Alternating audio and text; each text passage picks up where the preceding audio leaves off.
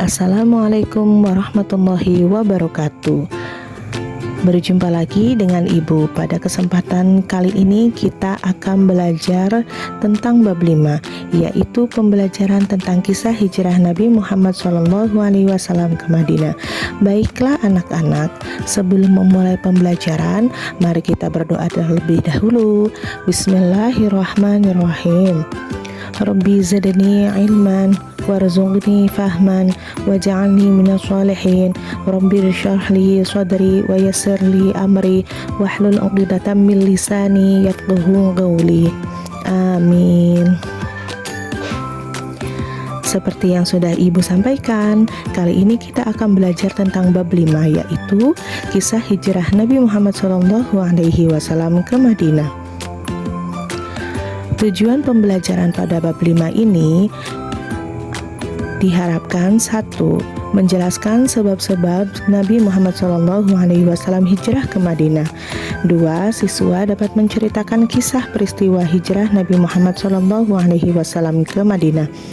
3. Siswa dapat membuat alur cerita kisah perjalanan hijrah melalui gambar dan keterangan sederhana.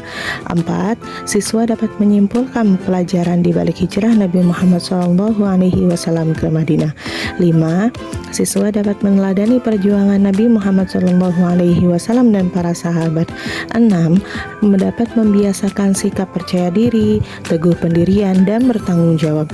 Yang ketujuh, meyakini kebenaran kisah hijrah Nabi Muhammad SAW ke Madinah.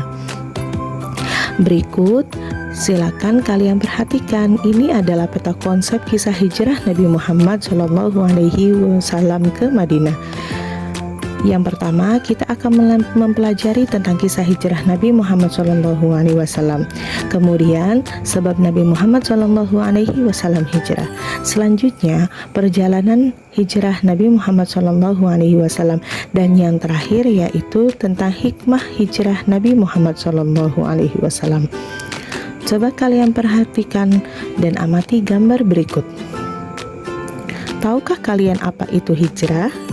Secara bahasa, hijrah berarti memutuskan atau meninggalkan. Sedangkan dalam Kamus Besar Bahasa Indonesia, hijrah ialah perpindahan Nabi Muhammad SAW bersama sebagian pengikutnya dari Mekah ke Madinah untuk menyelamatkan diri dari tekanan kaum kafir Quraisy Mekah. Sebab-sebab Nabi Muhammad SAW hijrah. Coba amati gambar berikut. Di situ ada siswa, dia memperkenalkan namanya. Namanya adalah Aisyah. Saya pindah dari SDN Mutiara Kota Jambi ke SDN Mataram Kota Cirebon. Dan gambar di sampingnya itu merupakan ayah Aisyah yang bekerja sebagai ASN. Awalnya ayah Aisyah bekerja di Jambi, kemudian berpindah pekerjaan menjadi ke Kota Cirebon. Nabi Muhammad SAW ketika memutuskan hijrah ke Madinah diawali beberapa peristiwa, antara lain: yang pertama, dakwah Rasulullah SAW di Mekah kurang berkembang karena penolakan orang kafir Quraisy. Yang kedua, peristiwa Bai'at Aqabah serta permintaan penduduk Madinah agar Nabi Muhammad SAW tinggal bersama mereka dan akan membantu untuk berdakwah. Yang ketiga, perintah Allah Subhanahu wa Ta'ala untuk berhijrah sudah turun kepada Nabi Muhammad SAW. Pelajaran yang berikutnya adalah perjalanan hijrah Nabi Muhammad SAW.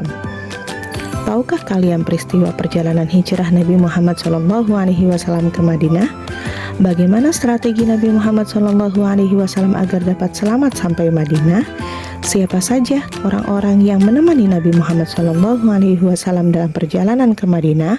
Apa saja peristiwa yang terjadi selama dalam perjalanan? Bagaimana sambutan penduduk Madinah menyambut kedatangan Nabi Muhammad SAW? Perhatikan, ini adalah peristiwa sebelum Nabi melaksanakan hijrah ke Madinah. Mulanya, Nabi hendak dikepung oleh kaum Quraisy. Kaum Quraisy memerintahkan pemuda-pemuda yang gagah dan perkasa untuk mengepung rumah Nabi dan hendak membunuh Nabi. Namun, kemudian Ketika kaum kafir Quraisy sampai di rumah Nabi, mendapati seorang pemuda yang sedang tidur dengan memakai selimut berwarna hijau. Ternyata yang sedang tidur itu, seorang laki-laki yang sedang tidur itu adalah bukan Nabi Muhammad SAW, melainkan sahabat Ali bin Abi Thalib yang menempati tempat tidur Nabi Muhammad SAW dengan menggunakan selimut yang biasa digunakan oleh Nabi tidur. Padahal Nabi sudah berangkat ke rumah Abu Bakar As-Siddiq untuk menyampaikan kabar bahwa Nabi sudah mendapat perintah dari Allah untuk melaksanakan hijrah. Maka kemudian Nabi dan sahabat Abu Bakar As-Siddiq berangkat untuk melaksanakan hijrah ke Madinah.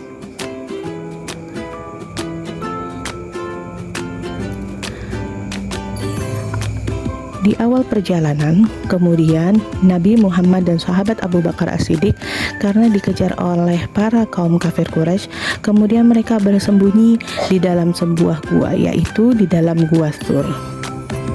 Di dalam gua tersebut, Abu Bakar merasa gelisah dan khawatir karena takut akan ketahuan oleh para pasukan kaum kafir Quraisy. Akan tetapi Allah melindungi mereka. Nabi Muhammad berkata kepada sahabat Abu Bakar untuk tidak takut. La tahzan, innallaha ma'ana, ucap Nabi Muhammad kepada sahabat Abu Bakar.